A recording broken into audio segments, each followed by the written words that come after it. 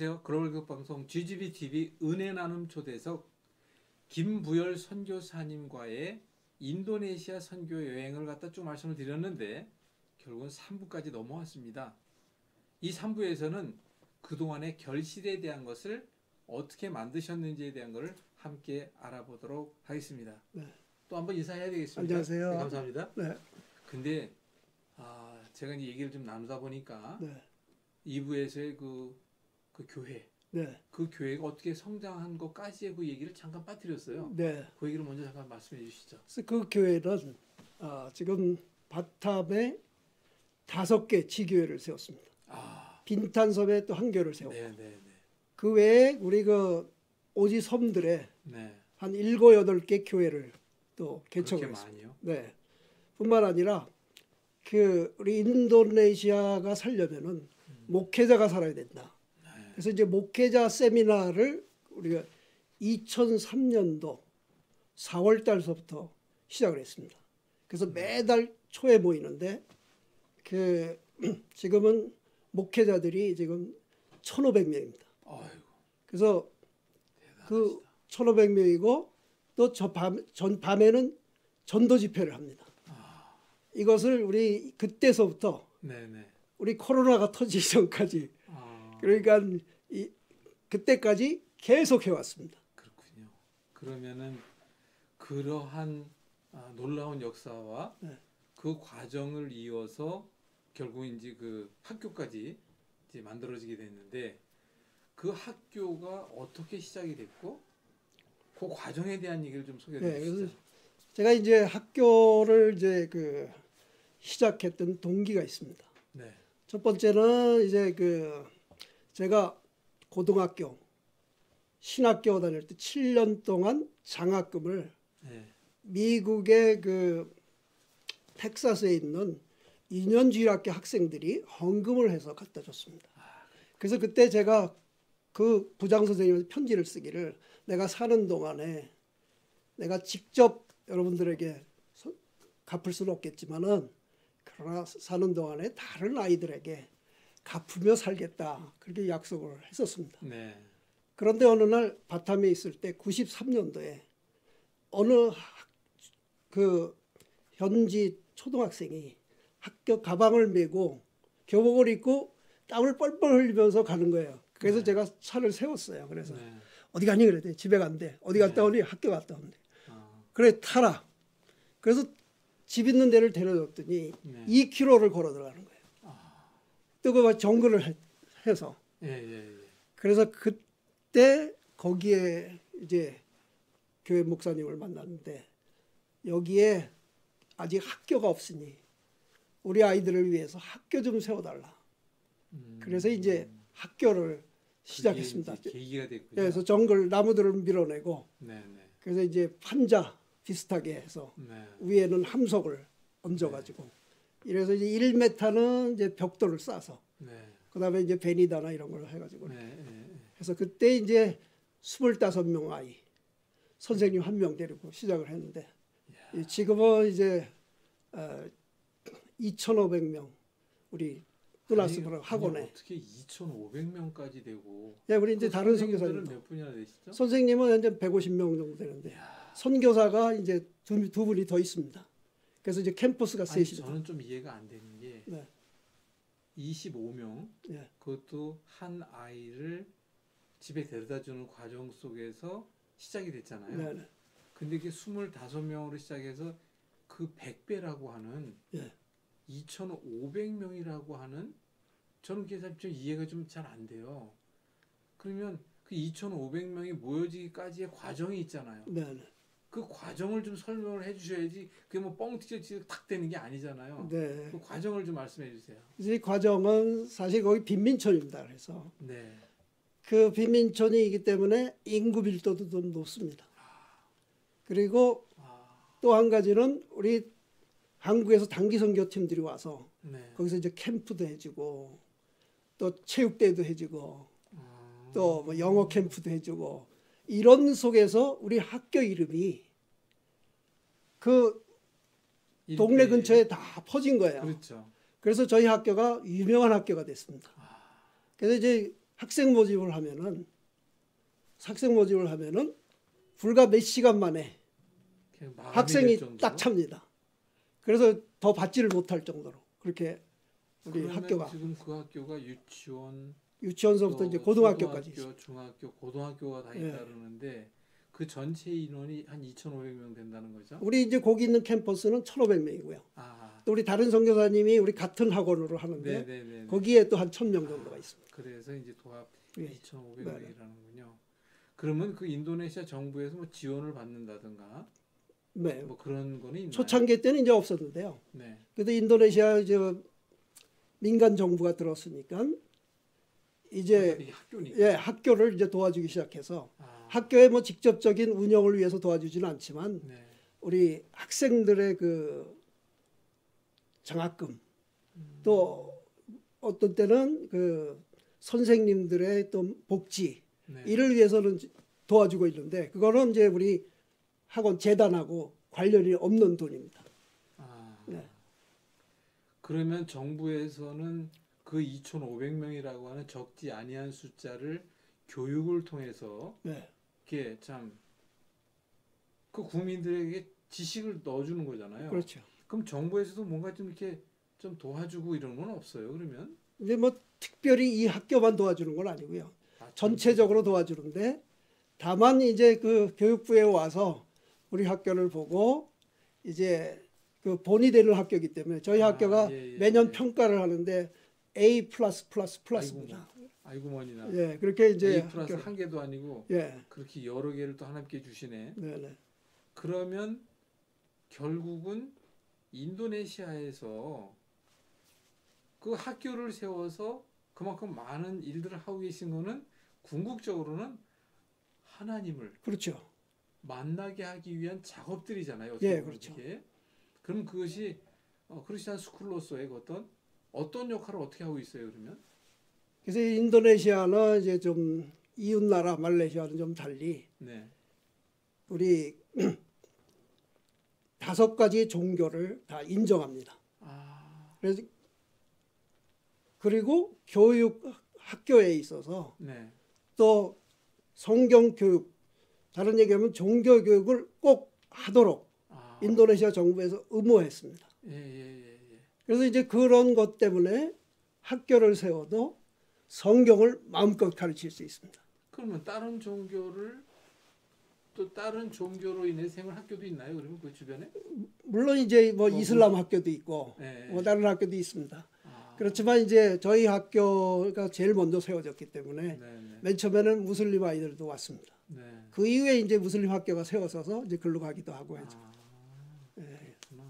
그러면 이제 궁극적으로는 그렇게 학교가 세워져서 유치원부터 고등학교까지라고 하면 결국은 그 학생들을 또 우리가 신학적으로 공부하기 위한 대학교라든가 이런 부분에 대한 건 어떻게 연동이 될 수 있는 뭐가 있나요, 그러면? 물론 이제 저희가 이제 복음 신학교도 90년도 시작했지만 그러나 이제 그 제가 이 학교만 세워서는 되지 않는다 하는 이제 동기가 있었습니다.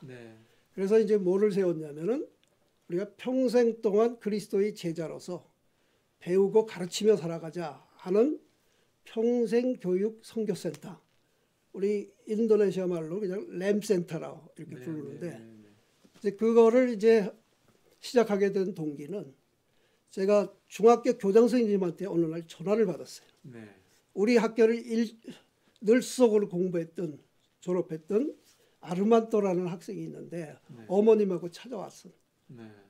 지금 그러니 빨리 와보라 그래서 제가 차를 바꿔가지고 빨리 가봤습니다. 갔더니 어머님하고 얘기를 하는데 어머님이 막 울면서 얘기를 하는데 우리 아이가 고등학교까지 늘 1등만 했는데 우리 바탐 정부에서 장학금을 줘갖고 1등에서 5등까지는 말레이시아 대학에 장학금을 풀 스칼러십을 줘서 보낸다 이거예요.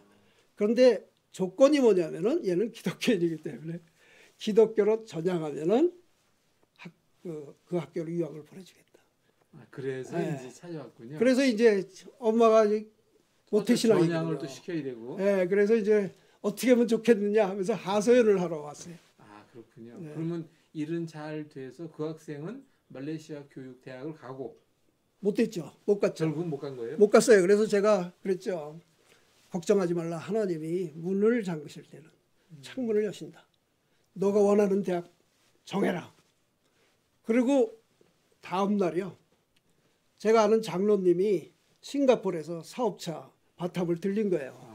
그래가지고서 점심을 먹자고 그래서 점심을 먹으면서 제가 그 얘기를 했더니 그 장로님이 걱정하지 마라. 4년 동안 제 졸업할 때까지 모든 것을 자기가 책임지겠다. 그래서 걔가 그래서 빨리 찾아가서 야 하나님이 너를 엄청 사랑하시는 거다. 걱정하지 말고 학교 빨리 하자. 4년 동안 모든 장학금이 다 이제 약속하신 분이 있다.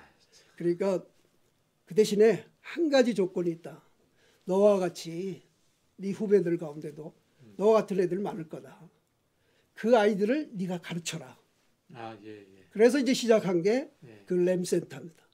그래서 각 반에 3명씩 뽑아가지고 과외 수업을 했는데 영어, 컴퓨터, 제자 훈련을 시켰습니다.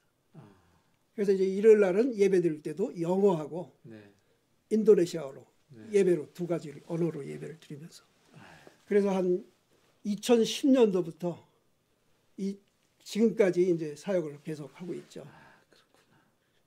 그 아이들 가운데 이제 큰 아이들도. 그럼 그렇게 해서 3명씩 뽑은 그 아이들이 지금 한 몇 명 정도가 배출이 됐나요, 그러면?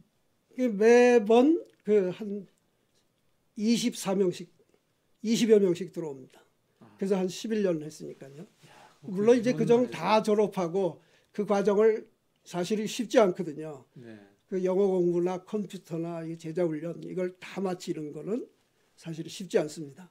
그 중에 한 30%가 이제 들어오고, 이제 쉽지 않은 과정일 텐데 그게. 이제 고등학교를 졸업하면은 그 대학교를 갑니다. 그러면 이제 저희 램센터에서 걔들 장학금을 줍니다. 그런데 이제 바탐섬에서 가르치는 공부하는 대학생들은 후배들을 가르쳐야 됩니다. 그래서 이제 그 시스템이 이제 지금까지 돼 있죠. 우리나라에도 모 대학에 크리스천 대학에서도 그런 시스템이 있다는 걸 들어 알고 있는데 아무튼 참 그건 좋은 방법이네요. 그러면 지금 그렇게 해서 지금도 계속 꾸준히 이어지고 있고 그러면 지금 더 확장한다든가 아니면 또 다른 계획 같은 거 혹시 가지고 계신 게 있나요? 이제 그 램센터는 이제 제가 이제 후배 선교사 우리 김규태 선교사님한테 인계를 하고 제가 12월 달에 나왔습니다. 안식년 겸 해서 나왔는데요. 거기에 대한 이제 특별한 계획은 없지만 어쨌든 제가 12월 달에 나올 때 그 램센터하고 그 학교 뭐 복음신학교 또 바탐 한인교회 송별회를 다 했는데요. 그 중에 이제 가장 감격이 깊었던 거는 그 램센터 아이들과 왜냐하면 램센터 아이들은 제가 매일 가서 영어도 가르치고 컴퓨터는 이제 다른 교수님들이 와서 가르치고 그래서 중학교 때부터 자라가지고 대학교 가서 그 다음에는 어떤 아이는 의사가 되고 어떤 아이는 또 그 보건소에도 다니고 교사로 올 수도 있고 공무원도 다니고 뭐 교사도 있고요. 그 아이들이 송별을 한다고요. 온 거예요. 그래서 자기들 봉급을 받아가지고 그래서 선물을 이렇게 뭐 옷도 사고 그래서 이제 그래서 한 31년 사역을 하면서 가장 감격이 있었던 그러면 선교사님께서도 이제 또 뭐 연세도 계시고 또 지금 휴식으로 들어와 있지만 그럼 앞으로 계획은 좀 어떤 걸 하고 싶으세요? 그래서 이제 앞으로의 계획은 어쨌든 램센터는 우리 장학금 주는 사역이니까 그래서 이제 그를 위해서 늘 기도하고 있지만 장학제도를 위해 좀 더 기도하시고 그다음에 이제 또 한 가지는 우리 인도네시아의 바탐의 인도네시아 사람 죄송합니다. 한국의 인도네시아 사람들을 위해서 제가 좀 기도하고 있습니다. 맞아요. 또 한 가지는 이제 집회 사역. 이거는 이제 우리 한국 목사, 인도네시아 목사님 서로 교환하면서 하는. 그거는 이제 이 코로나가 풀리면 계속될 것입니다. 그렇군요. 그러면서 국가 간의 어떤 교류를 통해서 보다 적극적인 선교를 계획하고 계시고 그러면 지금 또 여러 가지 기도 제목이 있겠습니다만은 네. 선교사님이 앞으로 이제 우리 시청자분들에게 어떤 기도 제목도 좀 말씀을 해주시고 또 선교사님 개인의 기도 제목이 있다면 또 네. 같이 뭐 기도하는 의미에서 그 기도 제목을 좀 말씀해 주시죠. 네, 네.